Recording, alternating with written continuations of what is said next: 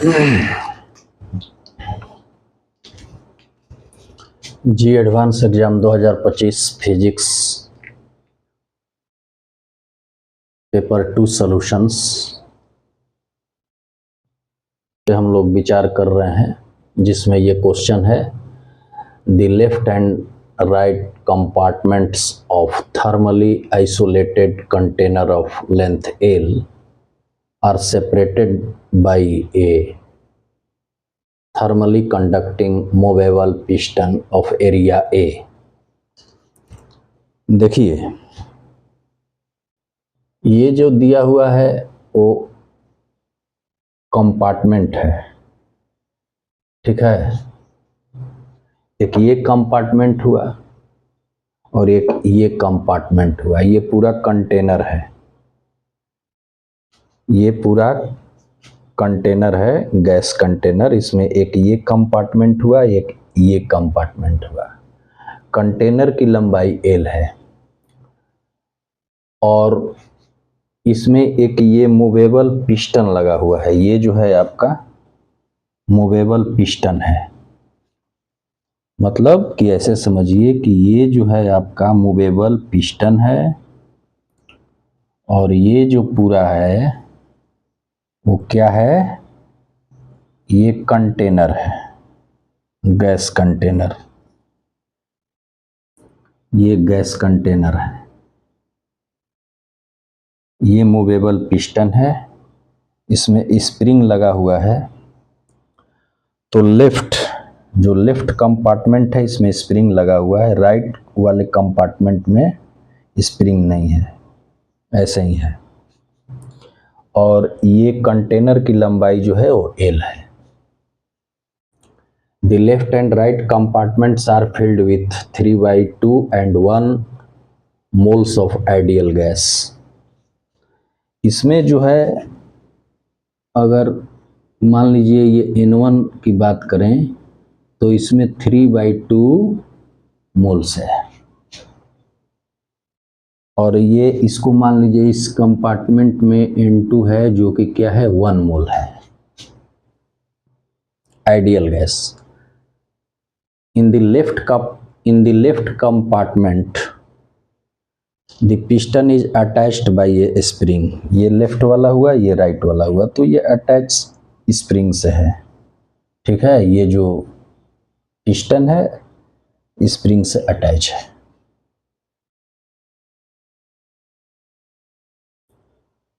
और इस स्प्रिंग का स्प्रिंग कांस्टेंट क्या है, K है।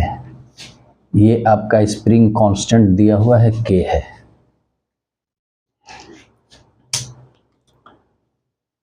And the natural length, spring की जो नेचुरल लेंथ है वो नेचुरल लेंथ क्या है 2L/5।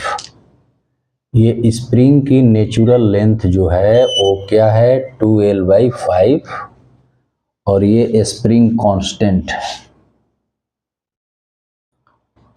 लेफ्ट वाला कंपार्टमेंट में जो अमाउंट ऑफ सब्सटेंस है वो 3/2 मोल्स है और राइट वाले में 1 मोल्स है, ठीक है। ये जो पिस्टन है, पिस्टन ऑफ एरिया दिया हुआ है ना, A दिया हुआ है और पिस्टन मूवेबल है, पिस्टन स्प्रिंग से कनेक्टेड है। इन थर्मोडायनेमिक इक्विलिब्रियम, ये भी मोस्ट इंपॉर्टेंट है। The piston is at distance of L/2 from the left and right edge of container as shown in figure. इसमें गैस भरा हुआ है, इसमें गैस भरा हुआ है, आइडियल गैस। तो गैस भर देने के बाद ये क्या होता है कि ये जो स्प्रिंग है ना और ये क्या है पिस्टन है,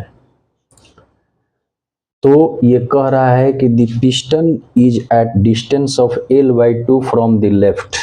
ये लेफ्ट से L/2 डिस्टेंस पे पिस्टन मूव कर गया। And right edge of the container, और राइट से भी क्या है, L/2 ही है, क्योंकि ये भी तो L/2 ही ना होगा, इसलिए होगा कि ये पूरी लंबाई L है। तो इस स्थिति में क्या है, ये इक्विलिब्रियम में है, तो इक्विलिब्रियम का कंडीशन लगाएंगे।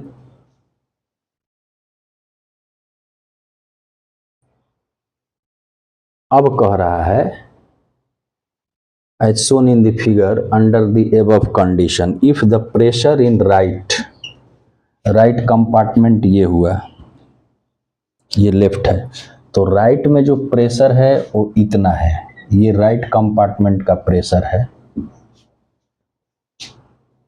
क्या है, P = KL/A अल्फा, तो अल्फा का मान निकालना है। अब ये जो पिस्टन है, पिस्टन के बारे में दिया हुआ है, thermally conducting movable piston of area A, the left and right compartment of thermally isolated container. ये कंटेनर कैसा है, थर्मली आइसोलेटेड है, उसका लेंथ L है, are separated by a thermally conducting movable piston, और मूवेबल पिस्टन भी क्या है, थर्मली कंडक्टिंग है। तो थर्मली कंडक्टिंग जब ये मूवेबल पिस्टन है तो टेम्परेचर क्या हो जाएगा, दोनों में टेम्परेचर समान हो जाएगा। अब रही प्रेशर की बात, तो मान लीजिए कि इसमें प्रेशर P1 है और इसमें प्रेशर क्या है, P2 है, ठीक है, इसमें प्रेशर P1 है, इसमें प्रेशर P2 है। अच्छा, स्प्रिंग का स्प्रिंग कांस्टेंट दिया हुआ है, ये आपका स्प्रिंग कांस्टेंट है जो कि K है, यहाँ लिख देता हूँ, स्प्रिंग कांस्टेंट = K, ये K है। और पिस्टन वो जो बता रहा है, एरिया बता रहा है, वो क्या बता रहा है, A बता रहा है।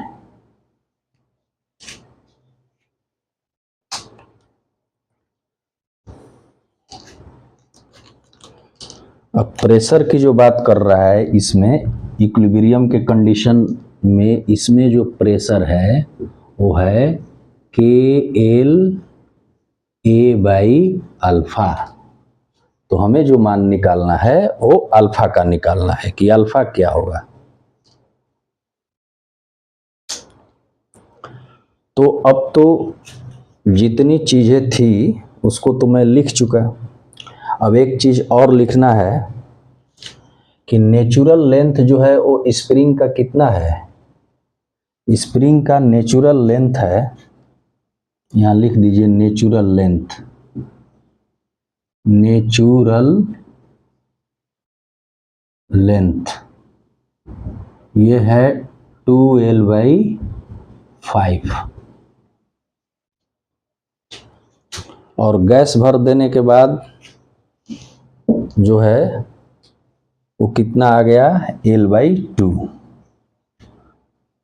गैस भर देने के बाद आ गया वो L/2। ये चलिए डाटा जो है, डाटा हम लोगों ने लिख लिया, और एक ये चीज है कि ये थर्मली इक्विलिब्रियम में होता है, तो इसका मतलब कि इस पर जो फोर्स लगेगा वो दोनों तरफ के फोर्स क्या हो जाएंगे, बैलेंस हो जाएंगे।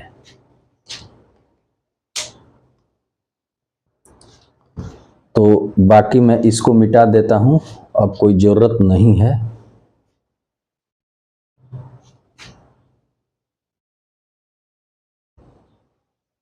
डाटा सब हो गया,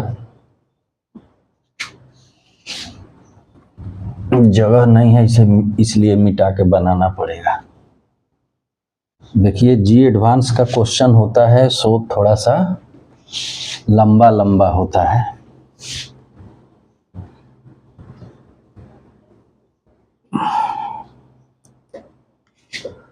चूंकि उसमें कई कंसेप्ट दिया रहता है, कई कंसेप्ट को मिला के उसको हल करना पड़ता है।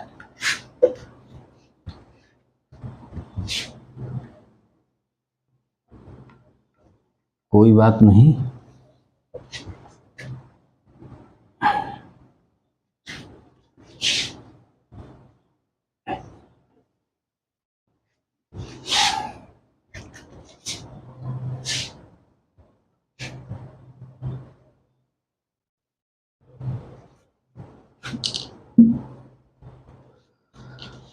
देखिए सबसे पहले क्या करते हैं कि स्प्रिंग पहले अपने नेचुरल लेंथ में था, तो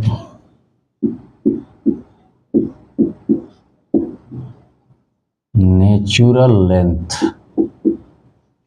ऑफ स्प्रिंग कितना दिया हुआ है, 2L/5। जब इसको आगे हल करेंगे तो क्या हो जाएगा, मान लीजिए 2 में 5 से भाग देंगे, नहीं जाएगा पॉइंट, ठीक है, 0 पंचौ का 20, मतलब कि 0.4L ये नेचुरल लेंथ है। अब जो है स्प्रिंग की लेंथ हो गई L/2, तो L/2 का मतलब L/2 को क्या लिखा जा सकता है, L इंटू 1/2, तो 1/2 का मान क्या हो जाएगा, 0.05L, ठीक है। तो अब बढ़ गया, कितना हो गया, 0.5L स्प्रिंग हो गया। ये पूरा यहाँ से यहाँ तक 0.5L हो गया जब इसमें दोनों में आइडियल गैस डाला गया।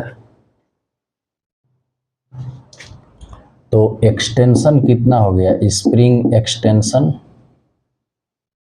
स्प्रिंग एक्सटेंशन हो गया आपका 0.5L minus 0.4L equal to 0.1L, ये एक्सटेंशन हो गया, ठीक है।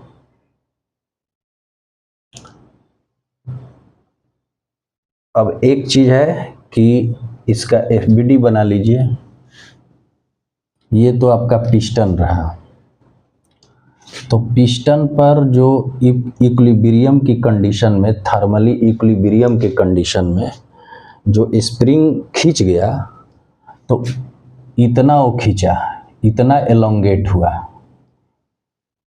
तो यानी कि ये x मान लीजिए, तो स्प्रिंग फोर्स के लिए kx लिखते हैं ना, तो ये जो फोर्स लगा स्प्रिंग वाला वो इधर लगा रहा है, ठीक है। अच्छा, इस कंपार्टमेंट में जो गैस है उसका प्रेशर किधर लग रहा है, इधर, ये प्रेशर हो गया P1, और राइट वाले कंपार्टमेंट में जो गैस है उसका प्रेशर हो गया P2, और ये लगा रहा है इधर, और ये हो गया आपका kx, थोड़ा बड़ा लिख दे रहे हैं, स्पष्ट हो जाएगा। ये प्रेशर हो गया P2, ये प्रेशर P1 लगा रहा है, FBD बना रहे हैं, और ये लगा रहा है spring force kx equal to kx का मान निकाल चुके हैं इंटू 0.1L, यानी कि 0.1K ये स्प्रिंग फोर्स हुआ। तो जब ये थर्मली मान लीजिए इक्विलिब्रियम के कंडीशन में है, इक्विलिब्रियम,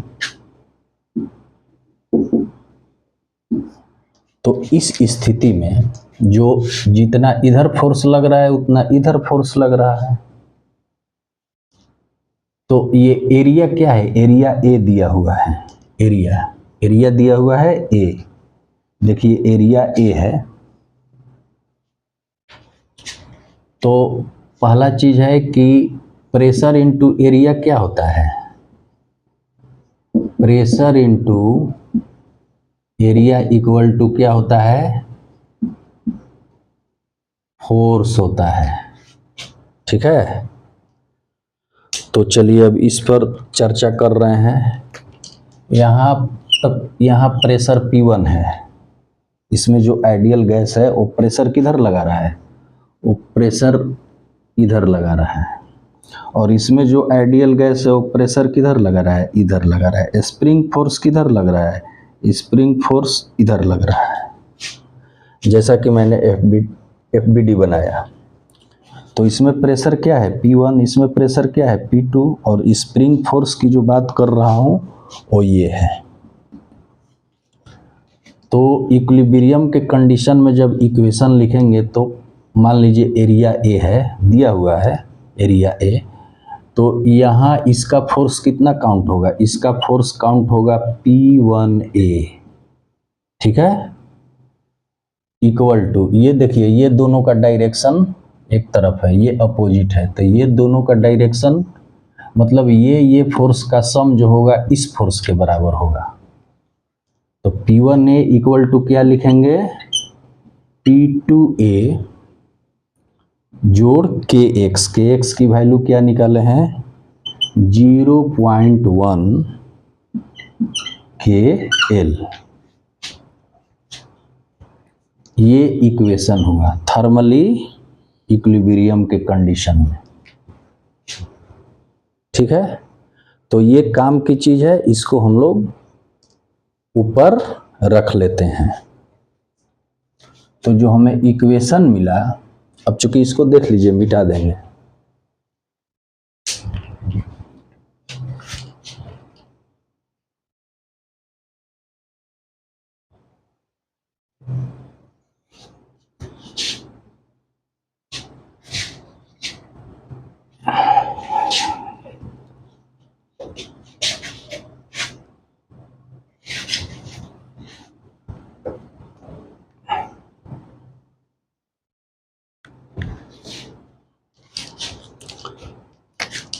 तो जो हमें इक्वेशन मिला वो मिला P1A equal to P2A plus 0.1 KL। ठीक है, अब सवाल ये कहता है कि दोनों में आइडियल गैस है, तो आइडियल गैस का जो इक्वेशन होता है वो क्या होता है, PV इक्वल टू होता है nRT। ठीक है, P जो हुआ प्रेशर हुआ, V वॉल्यूम हुआ, N क्या हुआ अमाउंट ऑफ सब्सटेंस हुआ, और R हुआ आइडियल गैस, ये गैस कांस्टेंट, और T क्या हुआ टेम्परेचर हुआ। तो अब इसका यूज करेंगे। इसमें प्रेशर है P1 लेफ्ट वाले कंपार्टमेंट में, और राइट वाले में प्रेशर है P2। ठीक है, तो मान लीजिए कि ये P1 और मान लीजिए कि ये क्या है V है, दोनों का वॉल्यूम समान होगा, दोनों का वॉल्यूम समान होगा। चूंकि पूरी लंबाई L है तो L/2 का मतलब कि जितना इसका वॉल्यूम होगा उतना इसका वॉल्यूम होगा। तो ऐसे भी आप V ही रहने देंगे, इक्वल टू NRT। टेम्परेचर भी दोनों में समान होगा, चूंकि ये कंडक्टिव है, बोला है ना। तो अब n का तो मान दिया है ना, ये इसमें है N1 3/2 और इसमें है 1 3/2 मोल्स और 1 मोल्स पहले लिख चुका हूं, ठीक है। तो n के जगह क्या दे देंगे, अभी नहीं दीजिए, अभी ऐसे ही छोड़ दीजिए या रख दीजिए 3/2, ठीक है, RT, ये आपका हुआ P1V। और दूसरे के लिए P2V, तो n के जगह क्या है, इसमें 1 मोल है, N2 1 RT, ठीक है। अब इनका जब हम रेशियो निकालेंगे तो P1V by P2V equal to क्या मिलेगा, 3/2 RT बाई 1 RT मतलब RT, ठीक है। अब RT से RT कट गया तो 3/2 मिला। अब चूंकि ये जो प्रेशर है, इस प्रेशर का हमें मान ज्ञात करना है कि क्या होगा, ठीक है। तो इसके प्रेशर के बारे में वो लिखा है कि P equal to KL by A alpha, question में दिया हुआ था, याद कीजिए। तो बोला था कि ये अल्फा का मान निकालिए, और ये प्रेशर किसका बताया था, राइट कंपार्टमेंट का, ठीक है, थर्मली इक्विलिब्रियम के कंडीशन में, ठीक है। तो ये P के जगह हम इसका प्रेशर क्या माने हैं, P2 माने हैं, ठीक है, P के जगह P2 मान लिए हैं, यानी कि ये P2 है, समझिए। तो कहने का मतलब कि जब इसका मान निकालना है तो P1 को हमें क्या करना पड़ेगा, इलिमिनेट करना पड़ेगा। तो सबसे पहले V से V कटा दीजिए, तो हमें मिला P1 by P2 equal to 3/2, ठीक है। अगली बार इसको हल करेंगे तो 2P1 इक्वल टू 3P2। अब P1 इक्वल टू 3/2 P2 मिल गया, एक तो ये मिला, तो इसको यहां लिख लेते हैं, P1 इक्वल टू 3/2 P2, ठीक है। 3P2 2P1, P1 equal to 3/2 P2।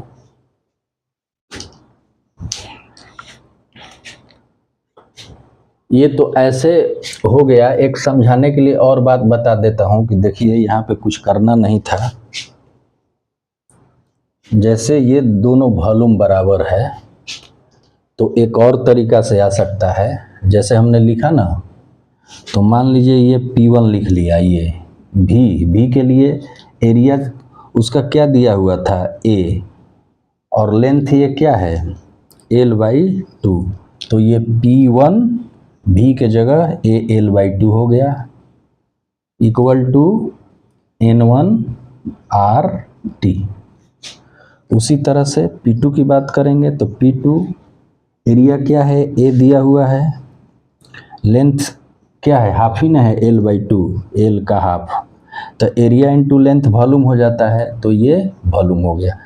दोनों स्थिति में वॉल्यूम क्या है, बराबर है, इसीलिए भी हमने रख दिया है, और ये N2RT।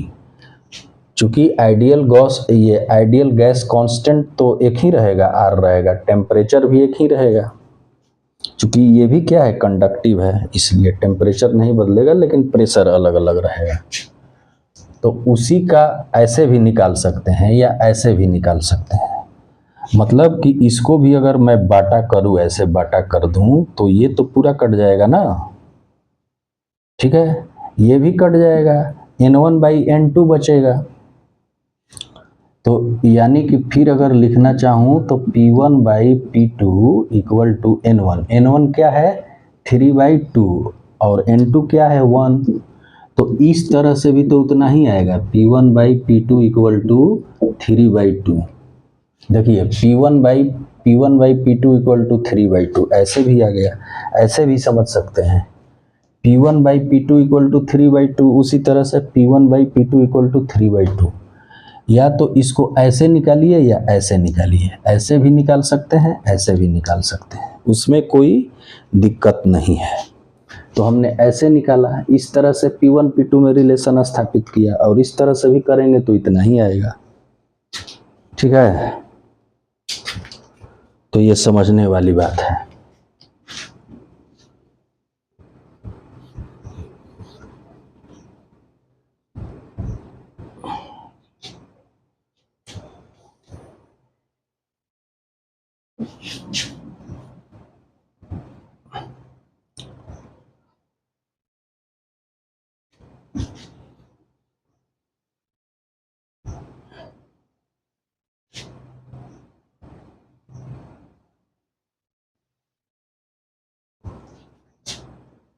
अब चलिए इसका मान जो है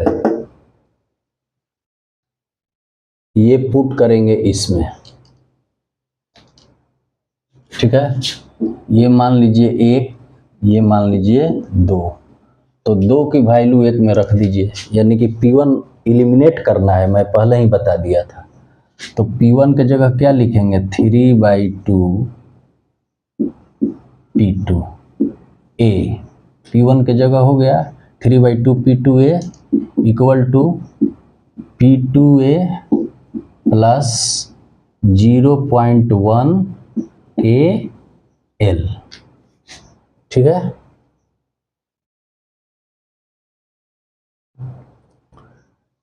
अब जो काम करना है वो P2 को इधर लाइए, तो 3/2 P2A minus P2A equal to 0.1 KL, ठीक है। P2 कॉमन ले लीजिए, P2A दोनों कॉमन ले लीजिए। P2A अगर कॉमन लेंगे तो इसमें बचेगा 3/2 और इसमें बचेगा 1 इक्वल टू 0.1 KL, ठीक है। अब P2A इक्वल टू यहाँ 2 LCM हो गया, 3 - 2 हो गया इक्वल टू 0.1 KL। ये क्या हो गया? 3 में से 2 गया, 1/2 हो गया। तो यानी कि P2A बाई 1/2 का मतलब नीचे 2 इक्वल टू 0.1 KL। अब P2 का मान ज्ञात कीजिए, P2 इक्वल टू क्या हो जाएगा? 0.1 KL बाई, अब यहीं देखिए ये भाग लगेगा तो 2 से गुना हो जाएगा, ये गुना का चिन्ह है, x नहीं समझिएगा, गुना है, 2 से ऊपर गुना हो जाएगा, ठीक है। और a से भाग हो जाएगा, ये उलट जाएगा, a/2 है तो 2/a हो जाएगा, इधर जाएगा तो। अब इसको आगे अब हल करेंगे, यहाँ कर लीजिए, तो हमें मिलेगा P2 इक्वल टू 2KL, ठीक है।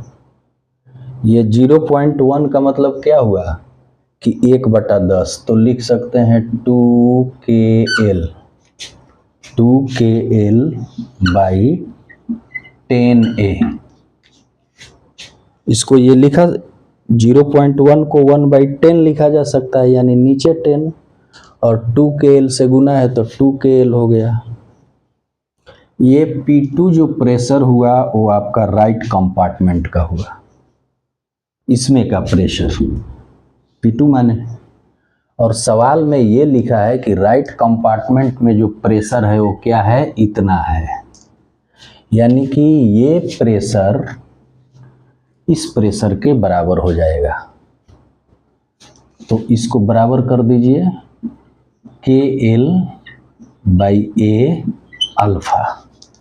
अब सवाल में कहा है कि अल्फा का मान निकालिए, तो KL/A हो गया, तो अल्फा के जगह 2/10 बचा, तो this implies alpha equal to 2/10 equal to 1/5। ठीक है। अब 1/5 का मान क्या हो जाएगा, सीधे से आप एक है, एक में 5 से भाग देंगे, नहीं जाएगा, दशमलव होगा, 10.2, कहानी खत्म, यानी कि 0.2।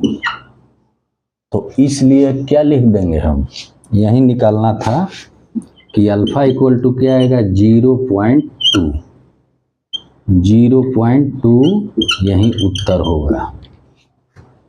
तो आशा करते हैं कि आप समझ गए होंगे।